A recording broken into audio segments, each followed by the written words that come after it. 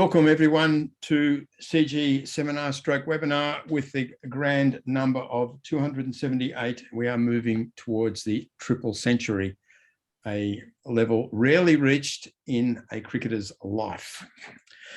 We have with us James Robson to talk about higher education during COVID-19 pandemic. You've probably come across that topic before, but what James is going to do is put the political economy of the digital aspect into context for us. He's going to review that debate about whether and to what extent COVID-19 has been a transformative period in relation to the role of online education. Before I introduce James, let me take you through the webinar protocols. You will recall, if you've been here before, that the webinar is recorded. Your words of wisdom on screen will be on YouTube within 48 hours or so via our website or directly into our YouTube channel. And you'll also be able to retrieve the chat function or the public aspects of it from our website. Now, during the webinar, please keep yourself muted. Sometimes extraneous noise, as we had last webinar, comes in and disrupts the webinar. And turn off your camera. There's no need to have that on during the webinar either. But of course, when you come into the discussion and the Q&A, by all means, turn on your audio. Otherwise, we won't be able to hear you, and turn on your camera at that point too. We recommend using the speaker view command in the top right-hand corner there, so you can see who's talking at any given time during the webinar. Now, to ask a question, and we really recommend that you join our Q&A discussion section, which is half the webinar. To ask a question, use the chat function. Type out your question or your statement there, and I'll be able to select you into the webinar on the basis of what's coming forward. Good idea to bring your comments in early, as I say every webinar, and people rarely do, but when you do, we have one participant who does it very well every week. When you do this, you end up in the Q&A discussion. If you come in late, you often miss out. Now, when you're invited into the Q&A discussion, and I'll send you a warning if I can in the chat beforehand, turn on your camera, turn on your audio, and then tell us who you are and where you're from. And then, of course, come forward with your question or your statement. Now, let me introduce James Robson. James is a departmental lecturer in higher education at the University of Oxford. He's the Associate Director of the Research Centre SCOPE, S-K-O-P-E, and he is a CG co-investigator on our project Research on Research, which is looking at the role of research in higher education and research assessment on a comparative basis. James has got a great range. He works across political economy. He understands tertiary education very well, not just higher education. He spends time on philosophical and conceptual problems. He knows a lot about methodology. So it's really a pleasure to host him today, and we look forward to his contribution. James, the screen is now yours. Thanks, Simon. Let me just see if I can share my screen.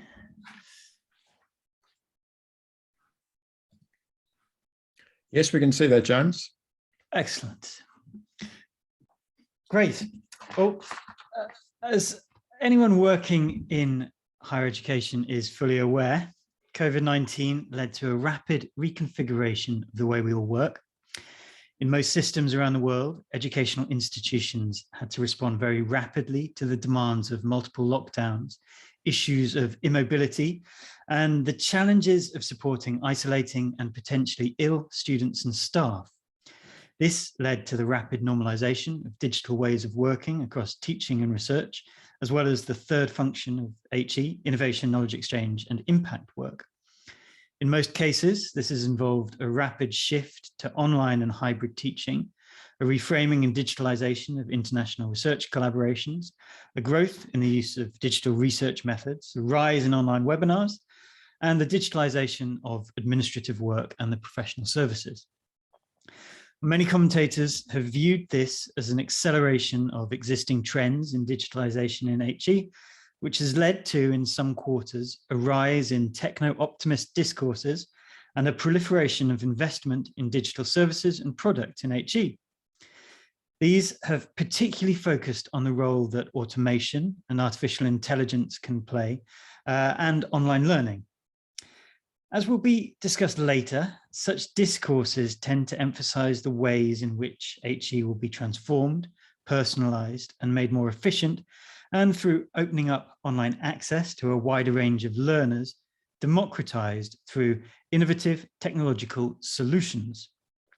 Currently, it feels like a new report or commentary on the transformative affordances of different digital technologies in HE comes out every week, from JISC or HEPI in the UK, through globally oriented commentaries from the OECD and the World Bank to consultant firms like KPMG and Deloitte. However, in this webinar, I want to challenge some of the technologically deterministic and optimistic assumptions embedded in these reports and broader discursive trends by presenting a critical socio-technical analysis of the rise of digital technologies during COVID. So as an initial background, I think it's useful to emphasize briefly why the ontological assumptions we make about technology are important. Now, the field of critical studies of Edtech has repeatedly emphasized the dangers of defaulting to technological determinism when analyzing any form of technology. The idea of technological determinism often underpins a wide range of commentaries on both the goods and ills of technology in education or in society more broadly. In simple terms, this can be linked with the idea that technology drives change. This can be understood in utopian terms, that the introduction of particular technologies will lead to global or individual goods, or it can be understood in dystopian terms, as described in Jacques Ellul's Technological Society, and a vision repeated in the manifesto by Ted Kaczynski, the Unabomber, a vision that ultimately drove him to terrorism and murder. In educational terms, this can be seen in ideas that the introduction or use of particular technologies or technology-mediated practices will drive change. In large-scale utopian terms, for example, this can be seen in key claims that the introduction of MOOCs or the shift to online learning in general will open up access and drive the democratization of education. Or at the less ambitious end of the scale, the introduction of a digital tool to monitor class engagement will automatically lead to better student outcomes. Similar dystopian commentaries exist, and although not an HE example, we only need to look at the recent statement from the UK's new chair of the Social Mobility Commission on how, in her opinion, teenage use of smartphones is the biggest hindrance to intergenerational social mobility. In other words, that smartphones are directly causing low aspirations and low attainment. To a certain extent, underpinning a technological deterministic view of the world is the idea that technology is a neutral object that simply drives positive or negative outcomes. However, an alternative perspective would be to view technology as socially constructed, not as a neutral entity that either does good or bad, but as a social and cultural artifact. This perspective emphasizes technology not in purely instrumental or causal terms, but as existing in complex social, political, and economic contexts. In other words, that technology is intertwined with social life, existing in complex social fields, embedded and contextual, a vehicle for power relationships, and never neutral. This means that educational technologies and technology-mediated activities in HE, from online learning to digital assessment, should be viewed as situated, relational, and embedded in a wide range of social, political, and economic contexts.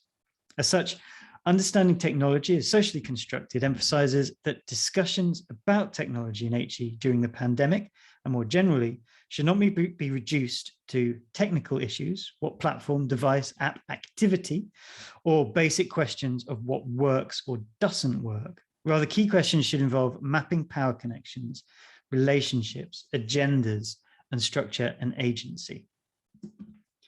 This is why I think it's important to talk about the political economy of educational technology in HE as a way of emphasizing the socially constructed nature of technology itself and the complex interplay between economic, political, and social agendas within the sector. Therefore, in this mapping of the political economy of EdTech, I aim to highlight the complex and interdependent nature of different structures and systems across the following key dimensions: commercialization and the flows of money, power, and politics, data and digital surveillance, inequalities and the processes of inclusion and exclusion that take place, and geopolitics. However, although I aim to be holistic and do justice to the complexity of the field, given the time constraints, I'll focus on these dimensions largely in relation to the teaching and learning aspects of higher education, and save discussion of technology and research and impact work for another day.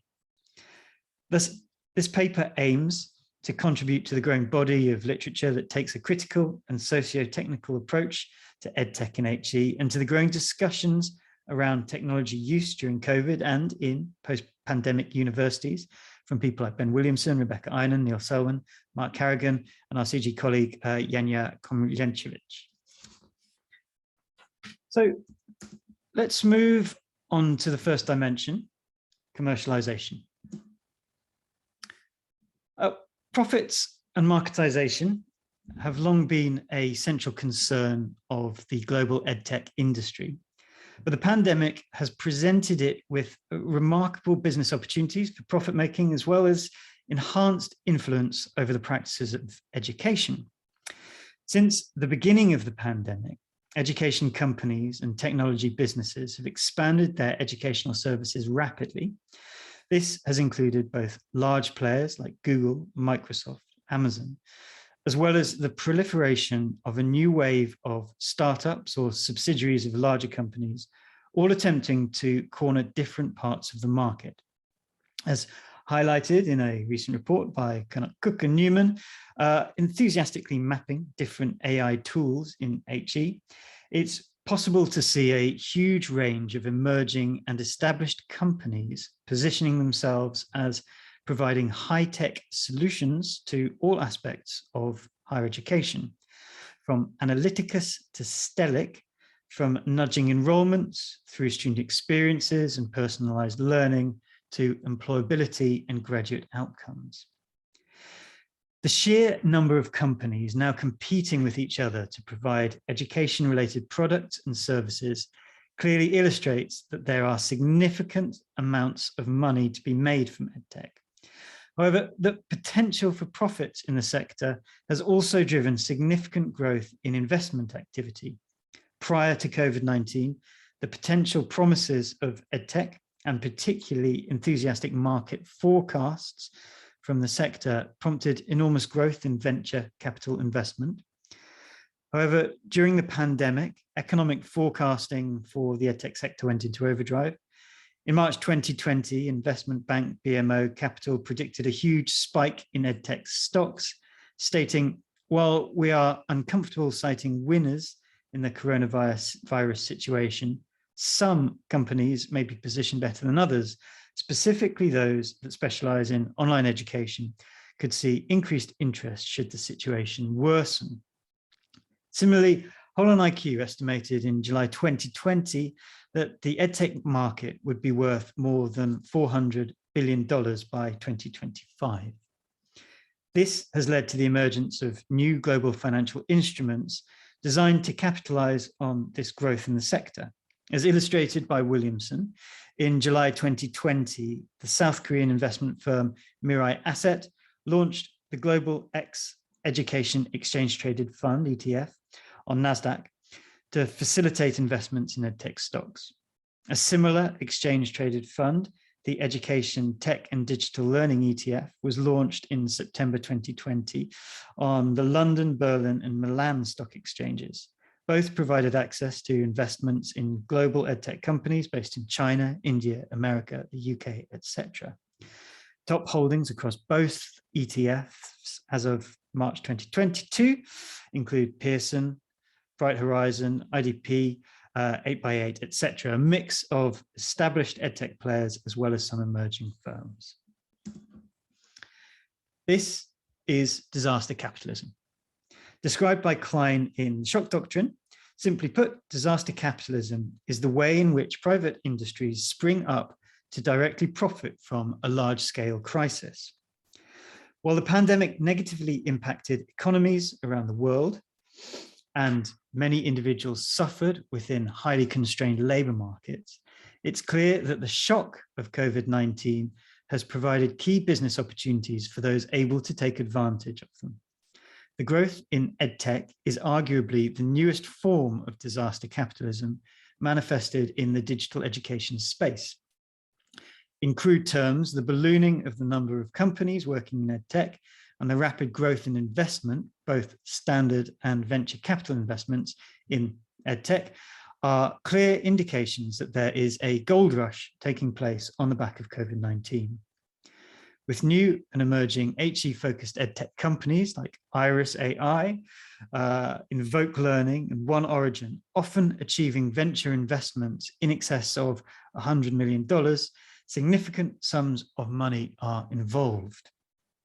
Now, of course, just because this can be identified as a form of disaster capitalism doesn't necessarily mean that the digital products and services that reach higher education are problematic or impact on students' education in positive or negative ways.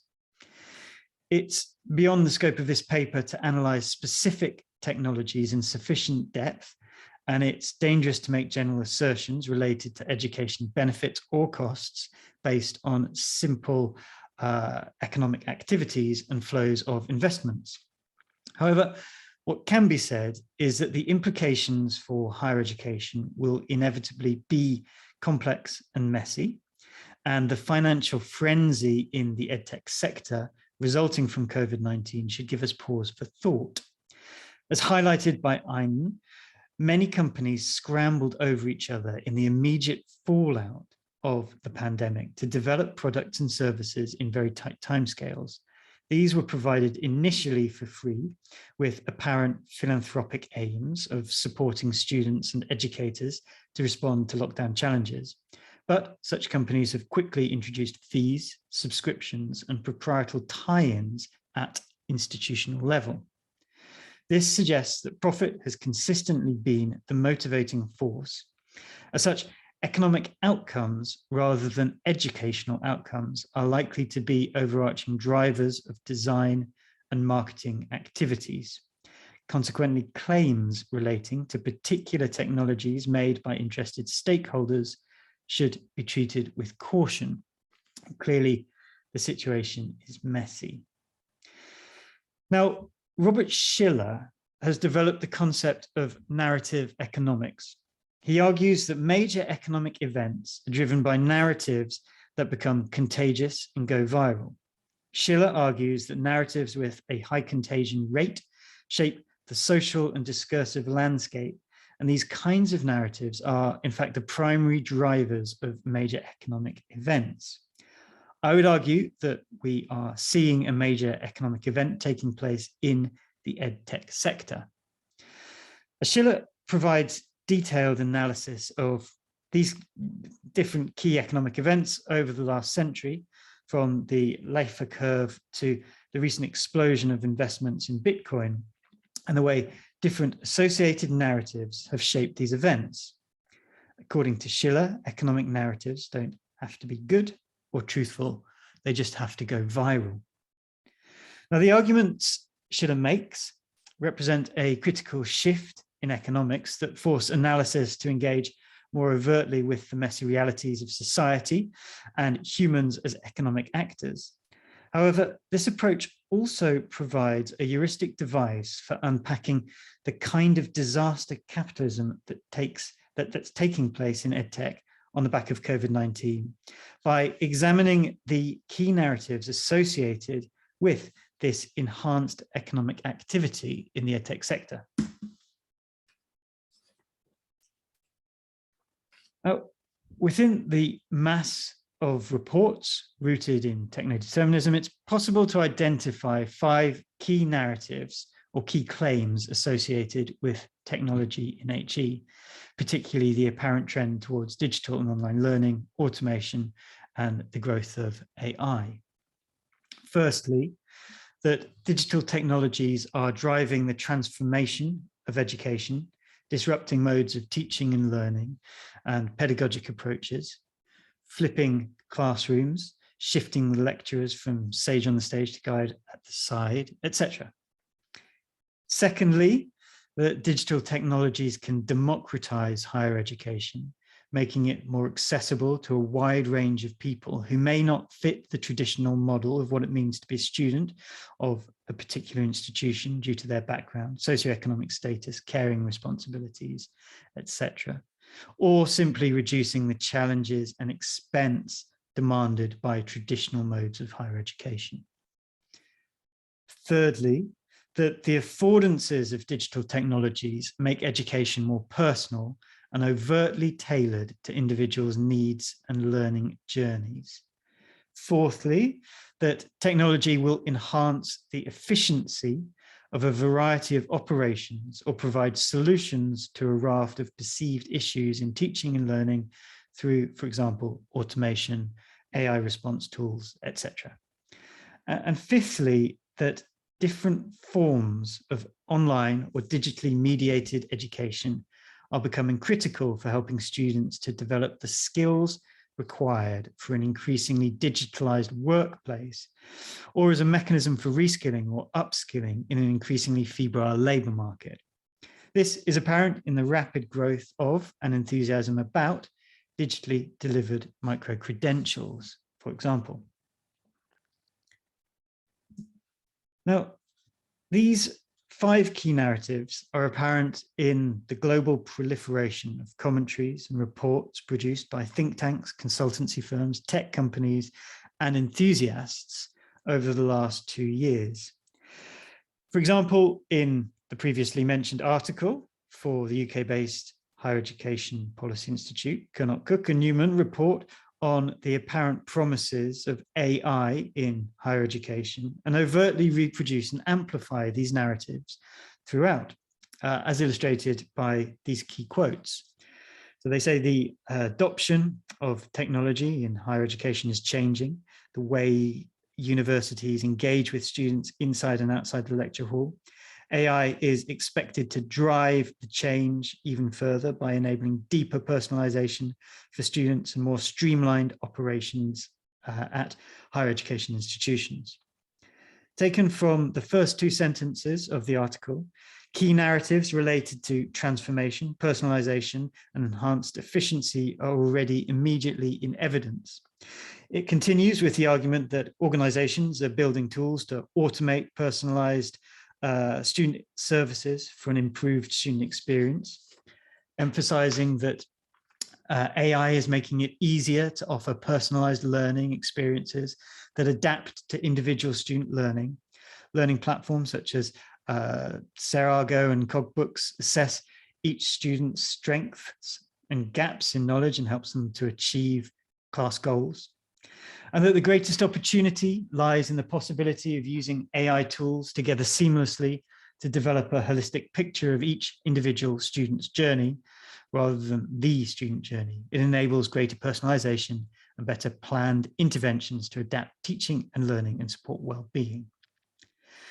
While particularly highlighting narratives of transformation, personalization, and efficiency, this report also draws out links between emerging technologies and emerging skills demands in rapidly changing labor markets, pointing out that Nexus Edge and stepping blocks also create personalized pathways from college to career enriched with industry relevant skills for students. Now, similarly, the OECD released a strategic Foresight report envisioning post-COVID education. This emphasizes the trend towards increased personalization and overtly maps out ways the authors view education being transformed through digital technologies mediated by private providers, maximizing the power of machines. A recent report by KPMG, The Future of Higher Education in a Disruptive World, similarly argues that educationally we will see much more experimentation with content and delivery, and of all the forces impelling this diversity, The most powerful will be the search to meet the needs of individual students. The quality of personalised student learning will be key to institutional successes. And it goes on to discuss the need to reimagine higher education, to transform higher education, to optimise it. It talks about the disruptive forces of the digital revolution. Now, this is just a snapshot of the extensive array of similar reports making similar claims using similar language about the relationship between technology and the COVID and post-COVID HE sector. As argued by Schiller, two key aspects of contagious economic narratives is that they appear in constellations, as illustrated here, and that they re-emerge over time. Now, one thing that is certain is that although the claims about technology embedded in these narratives, illustrated in these reports, are emerging in response to the pandemic, they are not new. Technology has been positioned as a disruptive power in society since the invention of the printing press and the Industrial Revolution. Digital technology is a part of this, reframing our lives, the way we interact, the way we work, the way we make sense of the world. Therefore, it's not surprising that in educational discourses, technology, and digital technologies in particular, are often concerned with change, efficiency, or panic related to the changing nature of work. These claims have emerged time and again in relation to a wide range of technologies. 10 years ago, the example of MOOCs was frequently emphasized as a disruptive force that had the potential to reshape approaches to education, break down social and geographical boundaries, and provide access to HE for a wide range of potential students than traditional approaches to teaching and learning. In fact, Larry Cuban has provided detailed analysis of how different technologies have, over the last 150 years, been part of a very similar set of claims.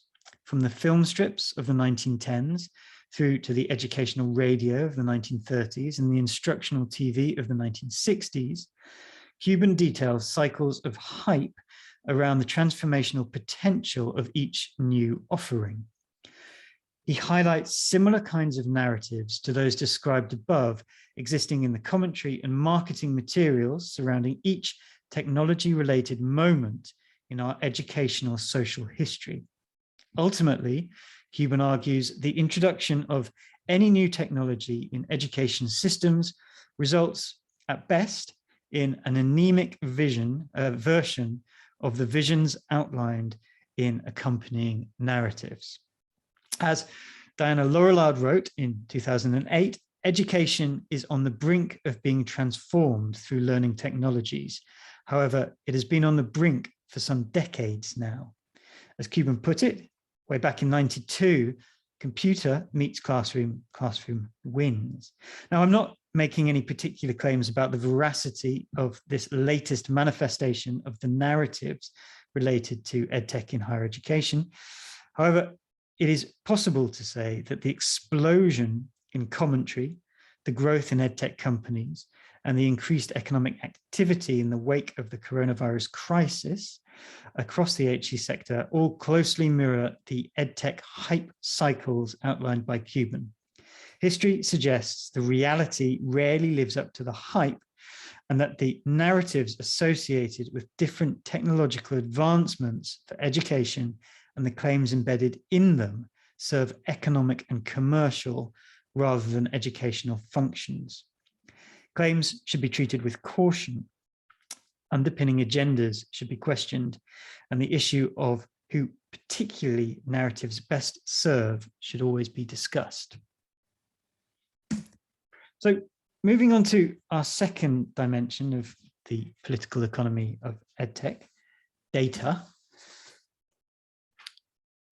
While the narratives and market may not be new, it is clear that the pandemic has created gold rush conditions ideally suited to narrative contagion.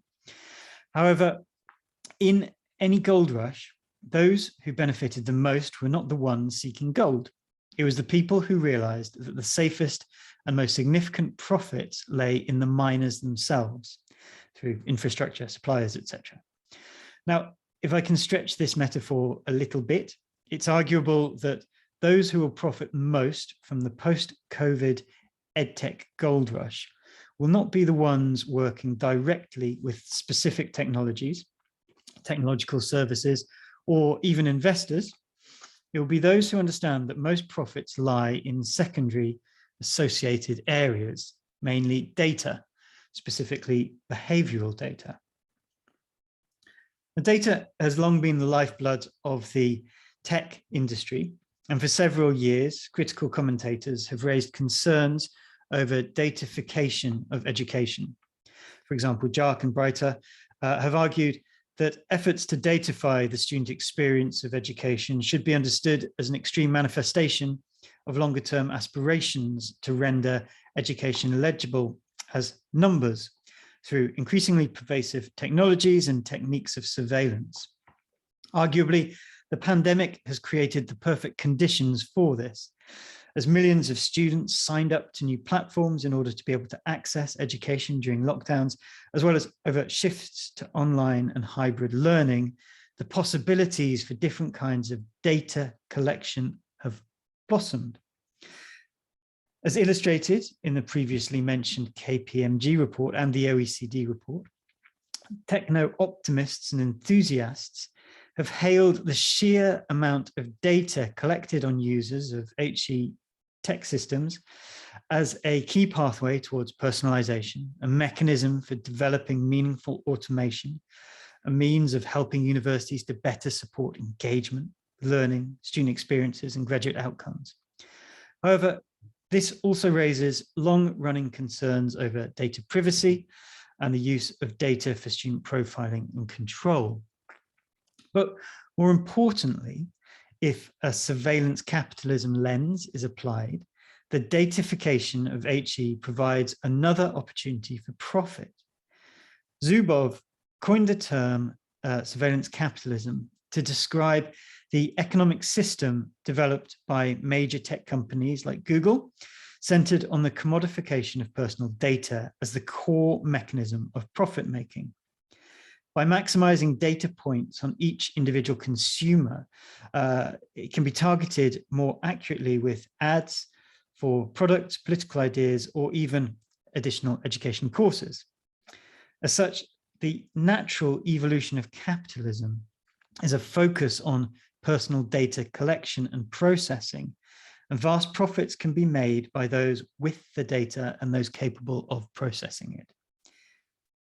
This issue intersects closely with the trend within the pandemic commentary towards emphasizing the importance of privatization and decentralization of HE. Small state, libertarian and neoliberal values have permeated Silicon Valley for decades, and ideas of responsibilization, privatization, and decentralization are often embedded in technocentric discourses. In the world of EdTech startups, ideas around private, personalized delivery systems are relatively common. This opens up avenues in relation to proprietal rights of data and to data, further shifting ownership of behavioral data away from individuals and even institutions to privately owned companies providing holistic educational platforms and services.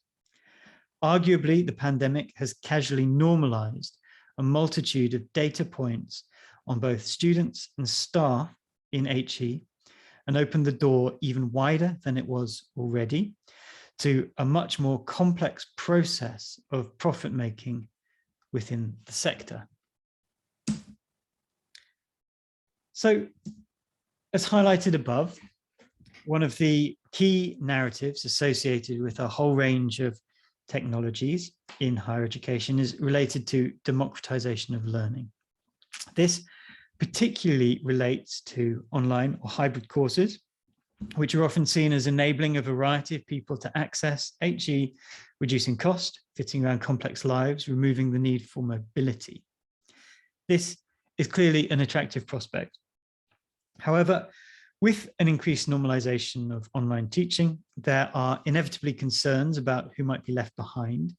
And despite arguments around access, as argued by Selwyn, growing evidence suggests people's experiences of digital education are patterned distinctly in terms of social class, race, and disability. In other words, evidence suggests that rather than removing inequalities, the growing use of technology in HE, in fact, entrenches them. As suggested by Helsper, split realities are emerging. In one, the digital seamlessly integrates into everyday existence. Users flit comfortably between online learning, hybrid learning, and face-to-face teaching, maximizing the affordances of all contexts for the educational purposes in socially and educationally connected ways. In another reality, the digital is hard to reach, inhospitable, jarring, and replete with confusing language and customs.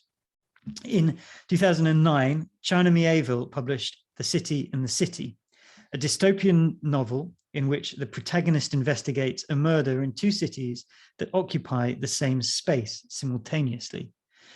This provides a useful way to think about how different kinds of students or members of staff can coexist in the same digital space, but have vastly different realities. Arguably, the sudden transition to online learning during the pandemic shone a bright light on the way in which experiences of digital education are embedded in social contexts, highlighting the importance of taking a social constructivist lens. As a range of papers have highlighted, students experience online teaching and learning very differently depending on their physical environments, the cognitive load they are experiencing from caring responsibilities, for example, the hardware they use to access class and resources, the internet connections they have, and their own digital skills. Evidence suggests differentiated experiences are linked with pre-existing social and economic inequalities. Digitalization and shifts to online teaching can simply result in a digital Matthew effect, or the principle of cumulative advantage. Moreover, as highlighted above, viewing technology as socially constructed not only emphasizes the importance of context of access, but also the potential lack of neutrality in design. Different technologies, algorithms, back-end and front-end designs are the results of human choices. These may be rooted in specific agendas, the product of assumptions about who the users are or should be, or shaped by existing conscious and unconscious biases. This can result in differentiated experiences built directly into specific technologies that serve to further exclude or marginalize already marginalized students. The most cited issue is facial recognition software that systematically denied students with darker skin access to university campuses in America. However, other more subtle forms of discrimination can be encoded directly into different technologies, which consistently serve to marginalize or manifest in a range of automated microaggressions. In a paper in 2019, some colleagues and I coined the phrase digital structural violence as a way of describing the structural violence that can be embedded in different technologies. This issue is likely to become more pronounced as post-pandemic enthusiasm for AI suggests an increasing use of predictive tools. Such technologies rely on data being put in. Automatic decisions, reactions, predictions are all shaped by the availability of data on what has happened before. This inevitably foregrounds majority students' experiences, with marginalized student experiences reduced or absent. As such, there is significant potential for digital structural violence enacted through predictive AI systems with limited, meaningful data on diversity. Now, finally, moving to the issue of geopolitics. The majority of this presentation has focused on emphasizing the way in which HE discourses related to technology are embedded in global economic systems that have been influenced by the shock of the pandemic, spiraling into an Edtech gold rush with significant implications for the shape of HE. Global capitalism, data-driven and surveillance capitalism, financial markets, all shape and are shaped by the narratives around Edtech. However, clearly this is all closely linked to geopolitics, and the events in Ukraine are a stark reminder for the potential for geopolitics to fundamentally disrupt higher education. Ukraine is, of course, an extreme example, but tensions between China and the US will clearly shape student mobility, collaboration patterns as well. Now, as geopolitical shocks are likely to continue, it seems very likely that the current focus on the affordances of technology in HE related to the pandemic will shift to wider concerns around geopolitics and global security. Issues around student mobility, just as in the pandemic, suggest online learning may be ever more important. This is clearly an area that will likely receive much commentary. However, an issue that I suspect urgently deserves more attention is the potential for Edtech in HE to become a specific site of conflict in the midst of geopolitical tensions. While this is currently playing out in the research domain, little attention has been paid to the educational aspects of HE here. But the situation in Ukraine has illustrated two key issues: the power of digitally mediated misinformation and the importance of cyber warfare. This is critical to HE's systems, which may become increasingly digitized, datafied, and delivered online. While most enthusiastic commentary focuses on the affordances of online learning in tech to overcome global shocks like the pandemic, an emerging area of concern must be the potential for disruption of digitally mediated HE through misinformation and deliberate attacks in the face of geopolitical uncertainty. Now, to conclude, in this webinar, I've attempted to argue that technology in HE sits in a complex political economy. It is embedded in a range of economic, political, social, and geopolitical relationships. The sudden explosion of EdTech activity, investment, and enthusiastic economic narratives about the potential of technology mean that it is critical to map out these relationships. Critical analyses of technology in education systems consistently show that technology and technology-mediated practices are always messy, contextual, and shaped by a range of different forces.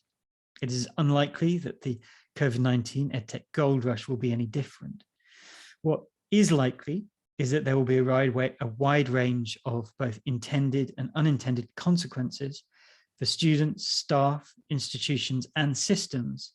And continued analysis is going to be required to understand how these will play out on local, national, and global scales. So I'll end there. Thank you for listening. Let me stop sharing my screen. Well, thank you, James, for that magnificent overview of a lot of thorny problems in front of us. You know, you think about the potential of digital and AI transformation in education, you know, with all its normalizing effects. And then you think, well, what happens when you take this way of reconstructing a major social sector into other social sectors? For example, the HR function at work. Some would say we're already halfway there in relation to transformation of that function along a digital and AI lines. But think about parenting. When we start to shift some of the, or all of the functions of parenting, you know, into this framework, then we transform a lot of things. And think of the potential for the application of digital and AI transformation to social and political leadership. So if education can be remade this way, then other things can be remade this way as well. I'm going to ask you one question and then we'll start the discussion with the participants in this webinar. My question is, how do we best go about researching this What would you tell us your ideal research project? What would you like to do here if you had good funding over 3 or 5 years? What a great question. I mean, I think it's important to say that there's a huge amount of research going on in this area, and many of our colleagues on screen at the moment are doing this kind of research. I think you need research that has both local and national and global lenses, because we're dealing with really complex systems here that cut across different dimensions of activity. And so we need research projects that cut across this, that engage with complex systems, that draw on systems theory. And I think probably use a variety of different methods. So in terms of a research project, I don't think there's necessarily one. I think you need a program of research, and I think that people are beginning to do that, and are doing that. For me, I think there's probably not enough research done using ethnographic approaches. There's an increased focus on big data, and I think that's really exciting. And use of large secondary data sets, and that offers really good access into certain relationships between systems and big discursive trends. But nuances of power, I think, can best be understood through ethnographic studies that, as I said, cut across these sort of dimensions of power and scale. And not enough work is really being done at that sort of depth that you get with an ethnography to really understand flows of power. So critical ethnographies that unpack flows of power, I think, are a really important way forward here. Thanks, James. Now let me bring in Golo Henseki.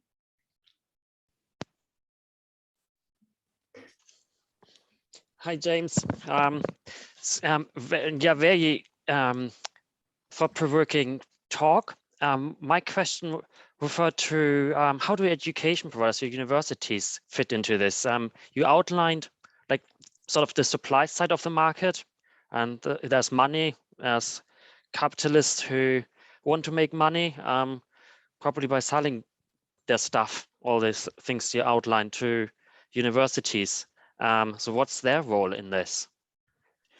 Yeah, it's a really good question, and something that I obviously didn't engage with here, because there's only so much time, I think. But yeah, I go back to Larry Cuban's really sort of famous quote, technology meets classroom, classroom wins. And what that means is that you've got these range of political and economic discourses and narratives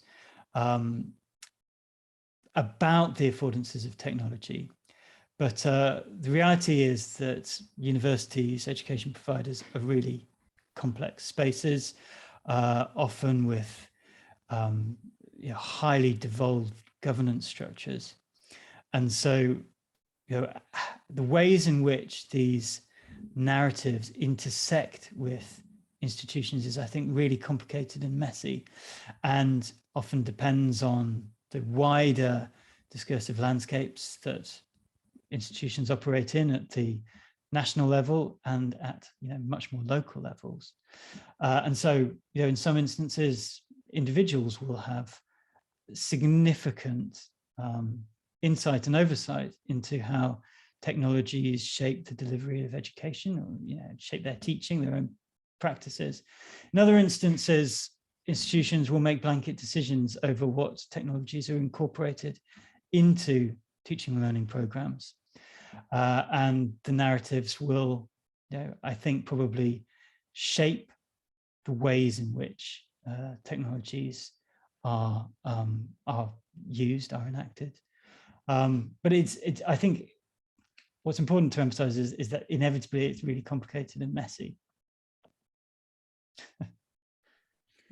And I think Eileen Kennedy is about to make it more complicated and messy. So Eileen, please come in. Hi, James. Yeah, I mean, that's really my question in a sense, isn't it more complex than that? Because, you know, one thing that strikes me about the narratives that you were presenting, that a lot of them, for instance, had to do with AI, and yet a lot of technology that, well, most technology that teachers are using, for instance, is not AI, is much more basic than that. And one of the things that did happen in the pandemic, it might not have transformed everything, but everybody took one step closer to sort of being aware of and feeling that online could offer potentials for teaching and learning. And one of it strikes me that all of this is more complex because, you know, you're using terms like gold rush. I mean, I don't think it's that easy to make money from education, and using technology to do so is very complicated, because really, you know, it isn't a matter of classroom versus technology, is it? Both can coexist, and that's really the message that we want people to understand, including the technology companies. Might not be in their interest to do so, because they want to provide the whole solution, maybe, and maybe that's the appeal of AI. But really, this is an opportunity for us to take on board the worries about using data, as many universities do, and that they tend to be very concerned about student data, and actually kind of shape this field so that it kind of addresses potential inequalities, maximizes opportunities for flexibility, and, you know, gets education into spaces that where it can't operate on a traditional model. I mean, shouldn't that be our project, rather than just sort of recirculating some of these quite simplistic narratives about technology? Yeah, I mean, thanks, Eileen. I think that's a really important point to make. That, you know, there's an analytical project here, I think, which I've tried to engage in, to look at what's going on the supply side, as Golo highlighted. And the reality is, I think that these narratives do exist in the commentary, in the reporting, in the edtech companies. But, you know, I think this does come back to Golo's point as well, that where it interfaces with educational systems is where there are opportunities to actually, you know, think critically and think carefully about what different forms of technology can mean in positive, creative, and important terms for teaching and learning. And you're absolutely right to highlight that. You know, the issues around online education, you know, that's not new, innovative stuff. It's not sort of AI groundbreaking, you know, parts of the discussion. This is a slight shift in practice, or a normalization of practices that were already very common. You know, online education was quite common in many institutions. And so, you know, from the educational perspective, I think you're absolutely right. Educators should be looking at ways of having meaningful conversations about educational improvements and issues around data security, data safety. And I think that's the second project. That's the educational project. That's not the project that I was trying to do in this talk. And I think that, you know, this educational project is equally and probably more important because it's going to have more valid outcomes for students. But what I was interested in here is mapping what people are saying in that edtech space. And I think you're right. It's hard to make money from education, but that's not to say that there's not a frenzy of money-making activity going on, because there is. Yeah, there is a huge growth in investment, and that's, you know, quite easy to map. There's a huge growth in the number of companies engaged in technologically mediated delivery of education. And that's really easy to map as well. Now, the reality is that most of those companies will not be profitable, or at least they won't be profitable for the majority of shareholders. Some people will profit, but that's the nature, I think, of a gold rush. And I use that language, I think, deliberately because it's emotive. It's an emotive term that I think sums up images of boom and bust mentality, of people scrambling to gain potential profits that they see could be available, but probably most won't.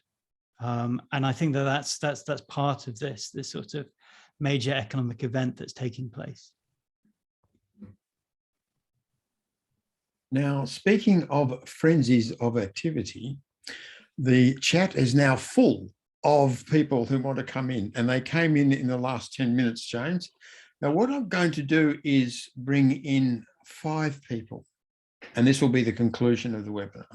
5 people, and we'll give you 5 questions or statements to respond to in conclusion.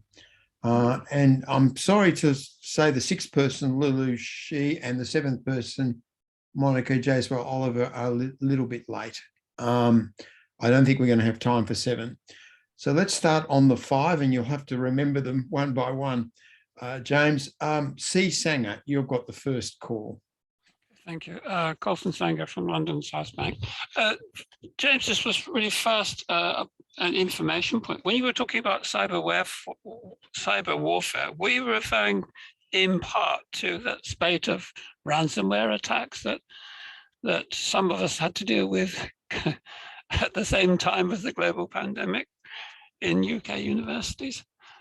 And so ransomware attacks, James, can you hold that question in your mind? Paul Prinsloo is next. Paul. Thank you so much, James, for a stunning presentation. From the context of Africa and from the context of a mega distance learning institution, we absolutely cannot deliver education or make learning possible without technology. So while all the issues you raise, I'm very aware of and we're aware of, we cannot reach out to 400,000 students in a year without technology. So it's really a case of dancing with the devil. Technology makes it possible, but how do you do it without technology? It's just a comment. Thank you so much. Yes, well, it's all very well to dance with the devil, but what do you do when the music stops? The third contribution is from Simon. Simon Chattopadhyay. Can you come in, Simon? Yeah. Thanks, Simon. It's an excellent coverage, James. I would like to make very 2 brief observations in the Indian context. In 2020, after we overcame the first wave, a very clear signal emanated from the policy documents that the digitization was being fostered by the right kind of policy making in the Indian context. And the objective was very simple: to foster massification at a low cost, and the quality could be delivered. Why quality could be delivered? Because of the MOOCs. Presumably the MOOCs in the Indian context, the government would argue that they are of really good quality. And the second observation I would like to make, this is my assumption, it's a hypothetical statement, that the reduced socialization in the campus will actually circumscribe the role of the teachers union and the students union. And I can as well observe after the Omicron 3rd wave in the campus, what has happened.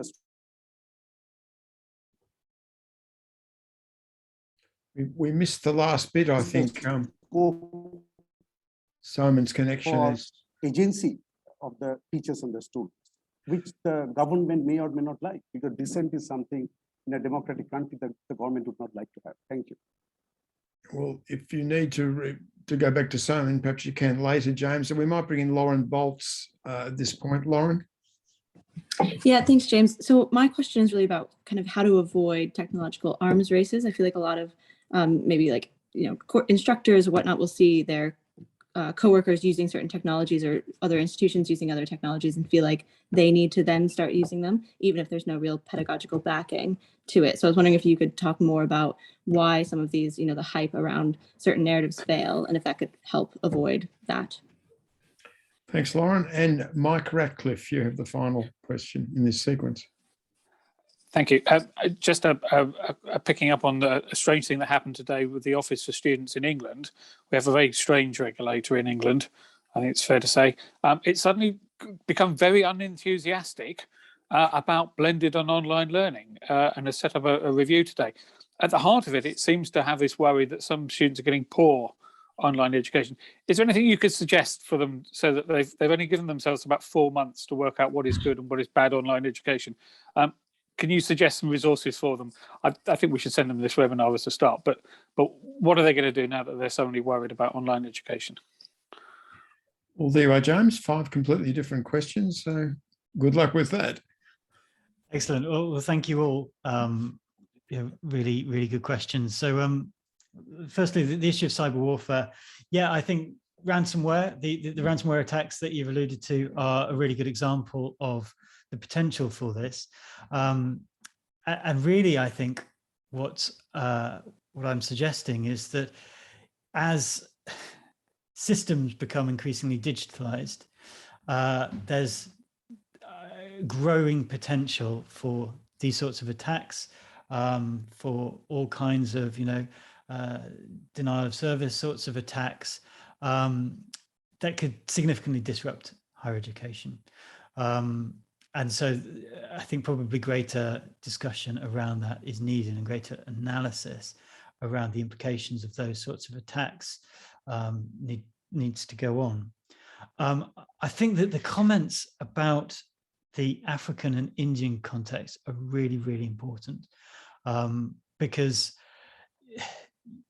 so much of the discussion, or at least the discussion I presented, is Western oriented, and the realities of different countries needing to use technology is really profound. And the reality is that some of the discussion around democratization of education through technology are, I think that's real and experienced by many people.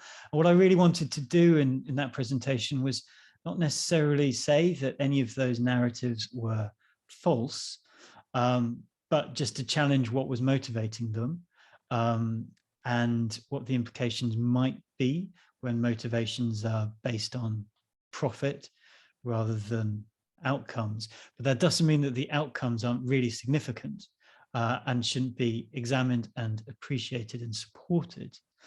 So again, I think looking at other regions is really important. So I think similar points could be made about Latin America and the importance there.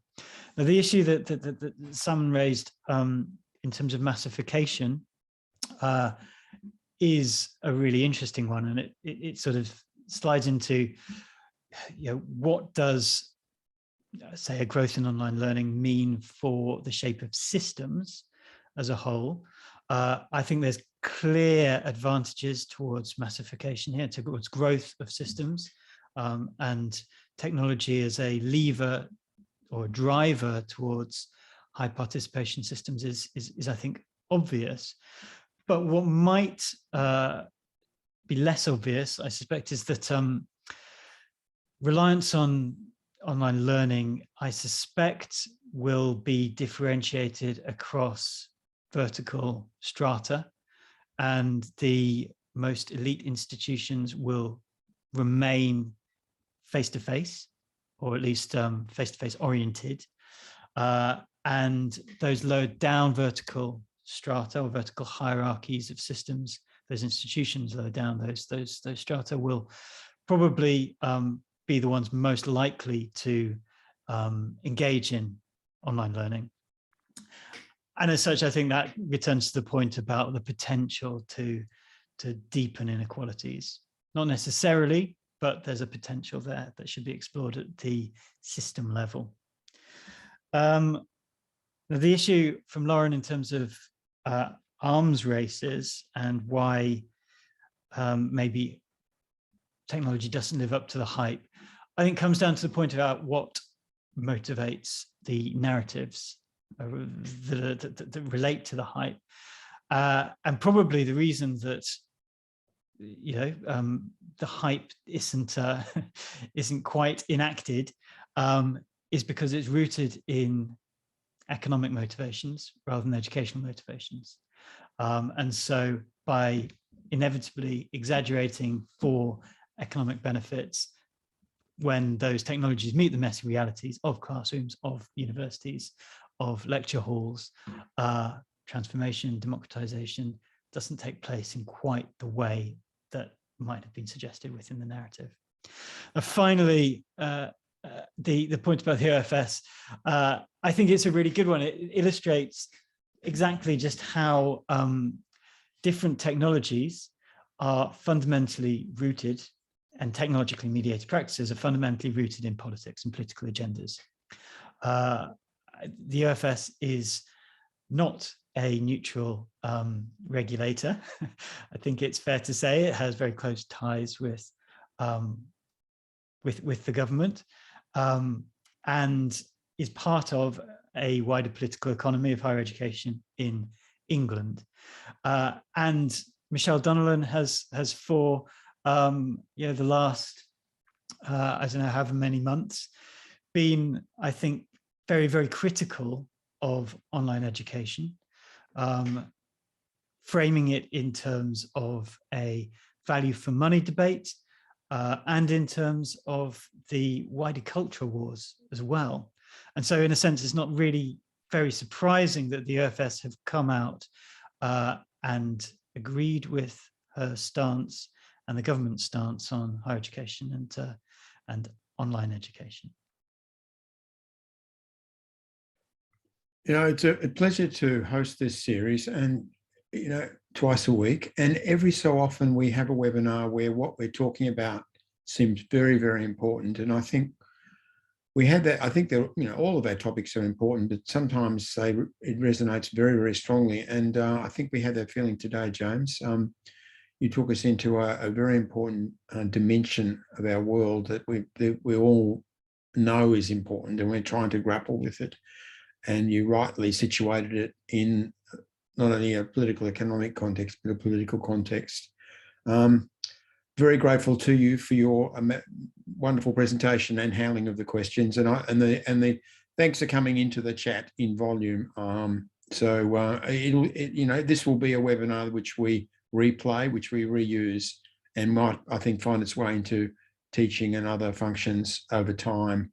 Our next webinar in our series, folks, on Tuesday next week, takes us to the Emirates. Graduate outcomes in UK transnational higher education, a case study of the United Arab Emirates. Presenters will Lee Rensimer, Golo Henseki, who spoke earlier today, Katharina Ursula, and Tristan McGowan. So we look forward to that discussion.